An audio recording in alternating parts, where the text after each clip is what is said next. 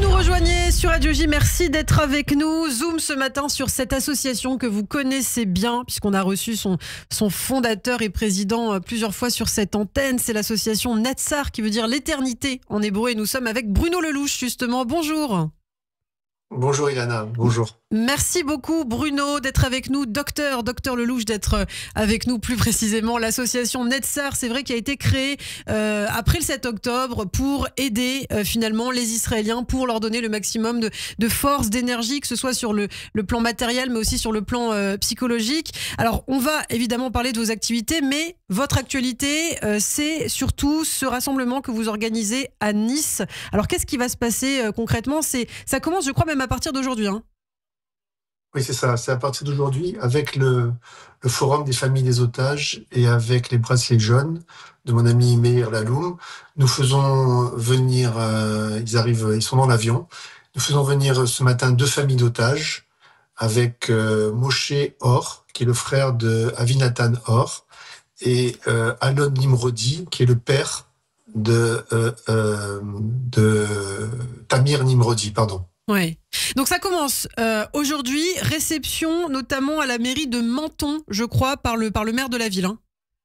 Voilà, oui, c'est vrai que dès qu'on a mis ça en place, toutes les autorités locales ont voulu et veulent accueillir ces 2 familles d'otages qui, depuis 342 jours, vivent dans le désarroi. Donc aujourd'hui, nous serons à Menton, reçus par le maire de Menton et la communauté de Menton, grâce à Daniel Bensoussan. Demain, nous allons visiter des écoles juives. Ensuite, il y a des émissions radio et télé pour parler de ces 2 familles. Le soir, nous serons à la synagogue, la grande synagogue de Nice. Samedi, c'est la communauté Massorti de Mayanor qui nous accueille. Et le point culminant de cette visite de 5 jours à Nice, et ensuite ils iront à Marseille, c'est dimanche, un grand rassemblement au centre universitaire méditerranéen sur la promenade des Anglais à Nice à 18h30. Effectivement, donc ce grand rassemblement en présence des familles des otages, surtout, c'était important pour vous aussi de faire parler pour les personnes qui n'ont pas pu peut-être entendre justement ces témoignages, de les faire venir en France. En effet, il y a beaucoup de gens qui ne sont pas retournés en Israël depuis. C'est la première fois dans la région que des familles d'otages viennent, grâce à notre initiative. Et les gens sont très touchés puisque en 1 heure de temps, on a eu plus de 250 réservations à cette soirée. La salle doit être pleine, il y a 540 places. Et j'espère qu'on refusera du monde. Pour l'instant, est-ce qu'il reste des places justement pour les personnes qui nous écoutent? Est-ce qu'on peut encore s'inscrire? J'imagine qu'il faut s'inscrire, hein, Bruno. C'est mieux de s'inscrire, bien sûr. On peut s'inscrire en passant par notre site netzar1948.com ou sur notre WhatsApp. Et il faut pouvoir écouter ces gens. Je crois qu'on peut pas imaginer comment on peut vivre comme ça depuis autant de temps.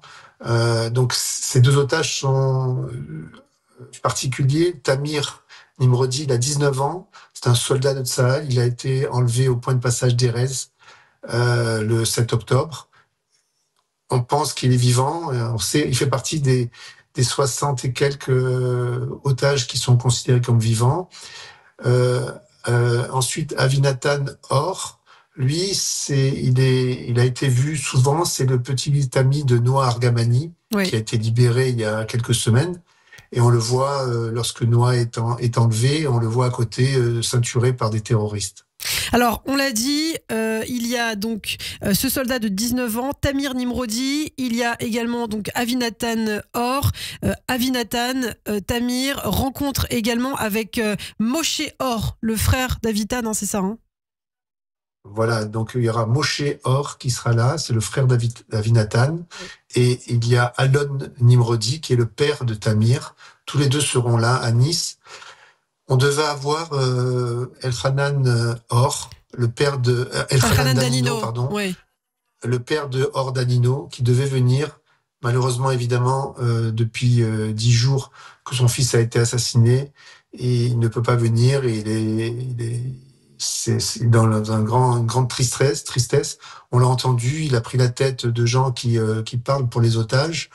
Et donc, tous les jours, ils ont eu du mal à accepter notre invitation parce que ils voudraient rester sur place, ils ont peur de manquer quelque chose. Hmm.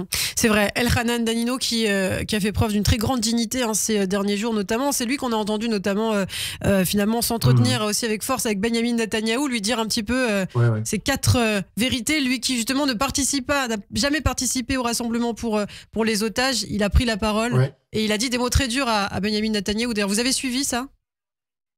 Bien sûr, bien sûr, bien sûr.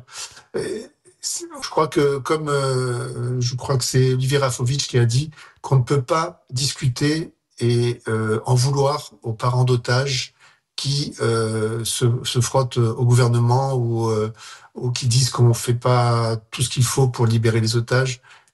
On peut pas imaginer ce qu'on peut avoir dans la tête lorsqu'on a un parent qui, depuis presque un an, ne Hmm. voit plus son père, son fils, son enfant, son père, sa mère. Et donc, je crois qu'on peut pas leur en vouloir. Il faut juste les écouter et les réconforter.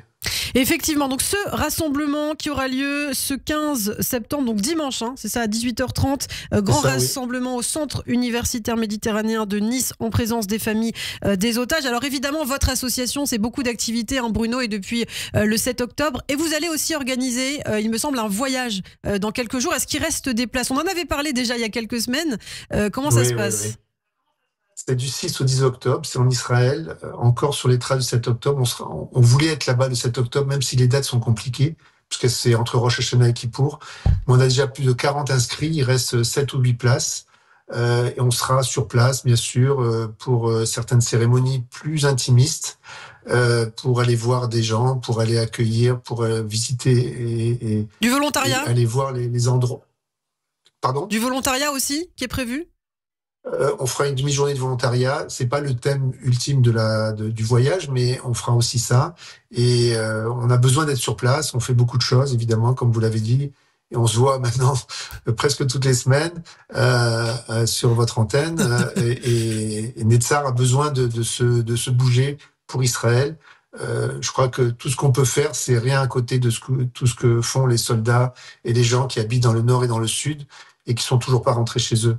Effectivement, donc ce voyage qui aura lieu du 6 au 10 octobre, et vous l'avez dit, vous allez aller sur les lieux notamment du drame. On peut encore s'inscrire. On va donner évidemment votre contact à la fin de cette interview. Alors, il nous reste quelques minutes, Bruno, et c'est vrai, en parlant de vos actions, si on veut vous aider, on peut notamment vous contacter, par exemple, si on est kinésithérapeute. Je sais que vous avez cette Bien, belle initiative qui s'appelle les bien kinés du sûr, cœur. bien sûr, bien sûr. Évidemment, on aide des kinés du cœur depuis le début avec notre ami Fabrice Alphon. Ils sont dans l'embarras en ce moment parce qu'ils continuent discrètement, 2 fois par semaine, tous les dimanches et tous les jeudis. Ils vont dans les bases et à chaque fois, le transport coûte à peu près 700 euros parce qu'ils partent de Natania et ils vont jusque dans le sud, donc ça fait une trotte. Ils s'arrêtent dans beaucoup d'endroits pour ramasser les kinés en cours de route. Ils sont à chaque fois 30 à 40 à 50 et il faut payer le bus. Le bus coûte 700 euros à chaque fois. Et c'est nous qui les aidons et on a besoin des dons des gens. Donc Fabrice a fait une nouvelle demande récemment. C'est des gens extraordinaires parce que il faut savoir, 2 demi-journées par semaine, ils ferment leur cabinet. Ils sont tous bénévoles et ça depuis presque un an, discrètement. Et les soldats et en Israël, ils sont tout à fait reconnus. Ce sont quasiment tous des francophones et il faut continuer à les aider. Les kinés du cœur, donc ça c'est une des initiatives. Et puis d'autres initiatives, on avait parlé aussi de cette colonie de vacances que vous avez organisée pour les enfants du sud d'Israël, hein, c'est ça. Et l'aide aussi aux C'est ça. fournitures scolaires pour la rentrée. Bien sûr, ça, on a réussi à aider presque 400 enfants pour la rentrée des classes en remplissant leur cartable grâce aux donateurs. Vous savez, à chaque fois, on parle de ce qu'on fait, mais tout ce qu'on fait n'est possible que grâce aux donateurs. On n'a pas de fonds propres. Les fonds, c'est les fonds des donateurs. Et ils nous font confiance parce qu'ils ont vu qu'on faisait et qu'on disait ce qu'on faisait surtout et que ça allait jusqu'au bout. Nous avons aucun frais, zéro frais. Mm. Et donc, vous donnez 100 euros, il y a 100 euros qui arrivent en Israël, que ce soit aux enfants, aux familles. On a 60 familles qu'on prend en charge à raison de plus de 2300 euros par an par famille.